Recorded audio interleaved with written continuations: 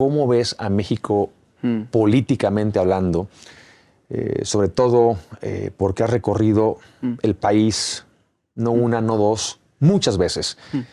¿Cómo ves a México? ¿Cuál es el diagnóstico para después ver la solución, ¿no? Pero primero quiero que toda la gente, sobre todo los mexicanos, escuchen de Agustín Laje cómo ve a México políticamente hablando. Bueno, veo a México muy complicado. Vamos a decir las cosas sin pelos en la lengua. México está complicado. México tiene un régimen además de 6 años, con lo cual ni siquiera es como en Argentina que, bueno, te la tenés que aguantar 4 años. Aquí son 6 años. Es un país donde crear partidos políticos nuevos es muy difícil. De hecho, el sistema está armado para que no se puedan crear o que sea casi imposible. Hay solamente un año para poder hacerlo, que es el año siguiente de la última elección. Eso ya te muestra claramente cómo las instituciones están diseñadas para impedir la verdadera democracia, que implicaría que cualquier persona que quiere crear un partido político, pues que lo pueda hacer de una manera simple. Y en México se ha visto el ascenso de una izquierda populista que ha implementado las agendas progresistas una vez que ya ha sido gobierno. Esto es importante de entender. Hace un rato un chico, un asistente del CIPAC, es decir, no estamos hablando de un zurdo, un asistente del CIPAC, me decía, pero yo creo que el gobierno de López Obrador es conservador, me decía.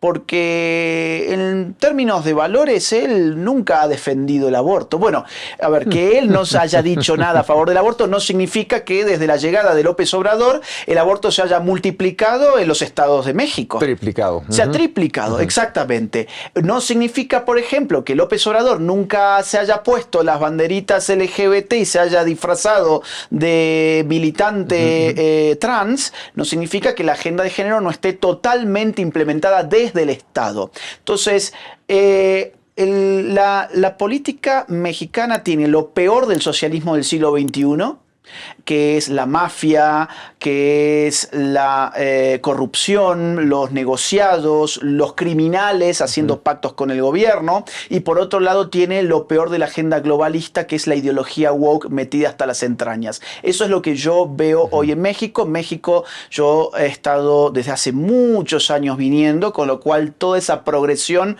o esa degradación la he estado viendo, y me preocupa mucho los 6 años venideros, porque la señora que ha dejado López Obrador tiene un origen todavía más peligroso que el de López Obrador. Más perverso. Sí. Entonces, acabas de decir cómo más bien lo que es Morena, lo acabas de describir.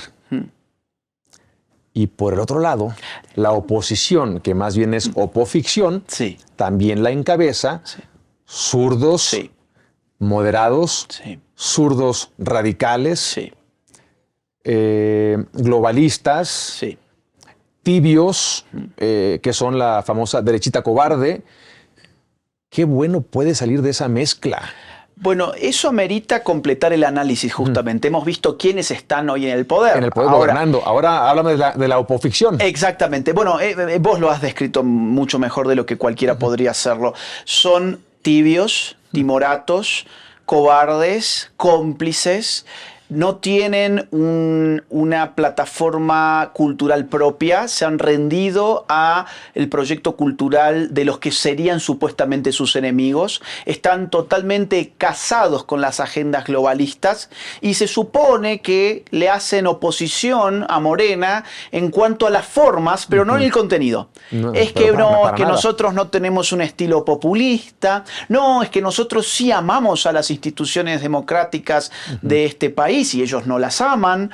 Esto ya lo hemos vivido en Argentina, entonces de alguna manera la experiencia argentina puede mostrar qué mal que pueden salir las cosas cuando la opoficción es un grupo de centristas acobardados. En Argentina tuvimos una oposición siempre de formas y nunca de contenidos. La oposición al kirchnerismo fue, por ejemplo, el macrismo. El mismo macrismo que en este momento está contribuyendo a una crisis política nacional en Argentina, poniéndole palos en las ruedas a Milei.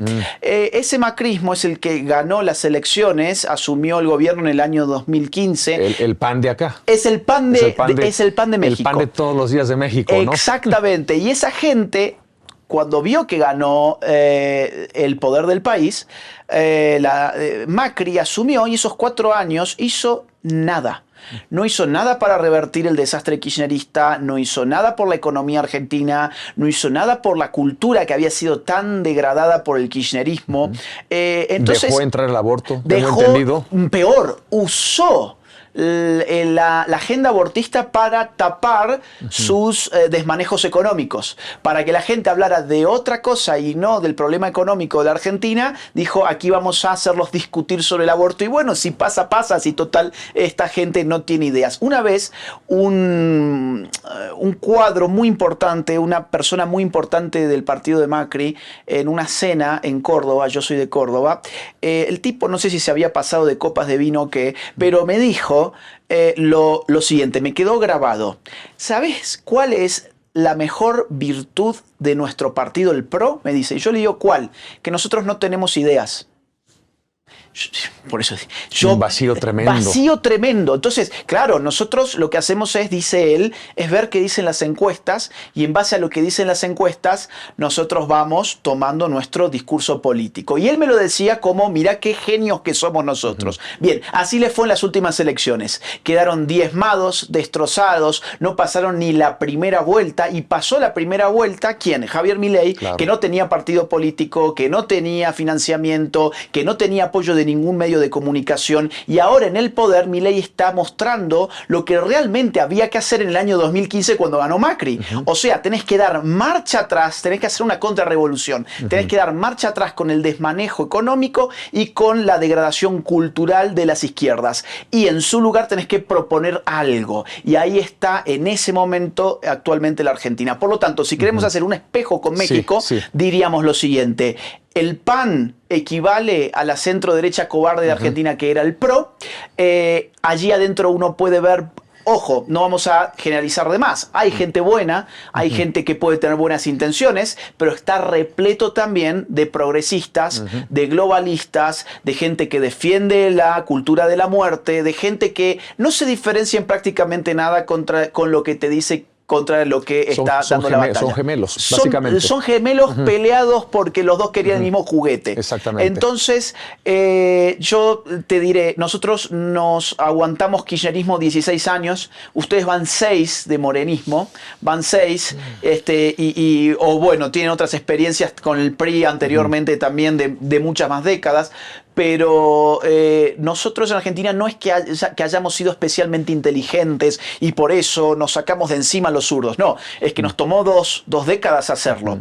Y se puede. Y la receta, por ejemplo, porque es muy parecido, obviamente, ¿no? Habrá algunas diferencias, pero es muy parecido lo que sucede en todo el mundo, porque es el mismo blueprint, sí. Lo van llevando en cada país, ¿no?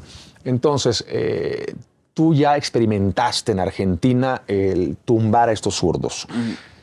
Pero la receta, porque por un lado, mira, yo mismo, Agustín, el año pasado, fui aspirante a candidato independiente para presidente de México. Sí.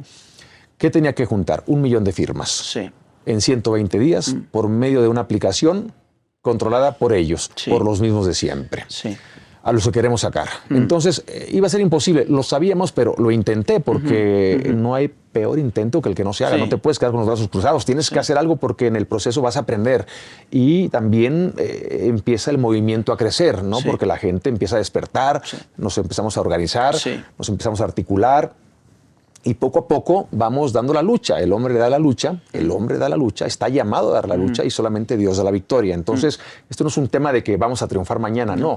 Son estrategias a corto, a medio y a largo plazo. Sí. Pero no te puedes quedar con los brazos cruzados, parado, no. Tienes que dar la lucha hasta donde tope. Y cuando tope, tumbas el muro y sigues adelante hasta el último respiro de tu vida.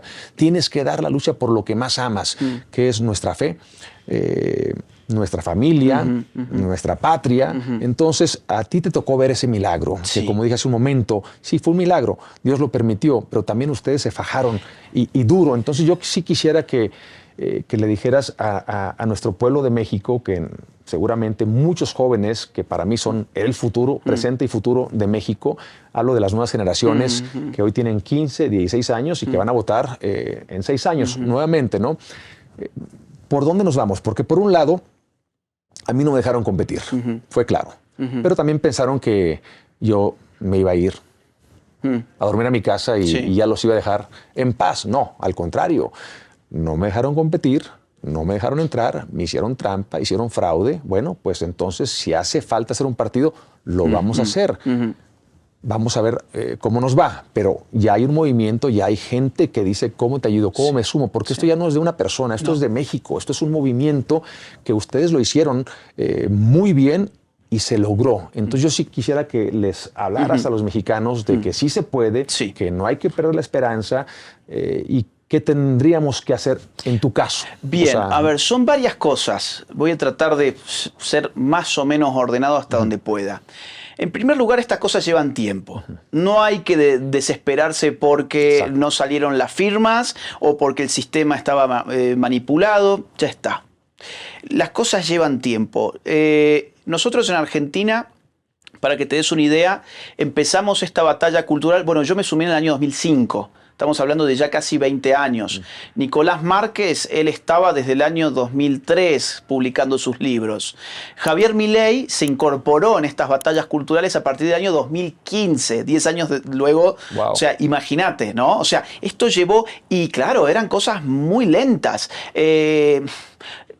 Era de organizar tus propios eventos, tus propias conferencias. Yo me recorrí a Argentina en buses junto con Nicolás Márquez para llevar también nuestros libros. Y todo eso son semillas que uno va tirando y que hay algunas que crecen y germinan y hay otras que no. Es como en todas las cosas de la vida. Entonces, lo primero, tiempo. A no perder la cabeza pensando que en Argentina esto se logró de un día para el otro, porque ese sería el peor análisis que uno pueda hacer. No se logró de un día para el otro, hemos estado dando batalla cultural durante por lo menos 20 años. 20. El kirchnerismo empezó en el 2003. 20 años dando batallas culturales. Bien, segundo punto. Tenemos un enorme problema que es que los medios de comunicación están sirviendo al poder económico de la política que financia todo lo que allí adentro pasa. Por lo tanto, es muy probable que los medios de comunicación del sistema a vos no te van a, no te van a dar ningún lugar. Sí, estamos vetados. Estamos vetados.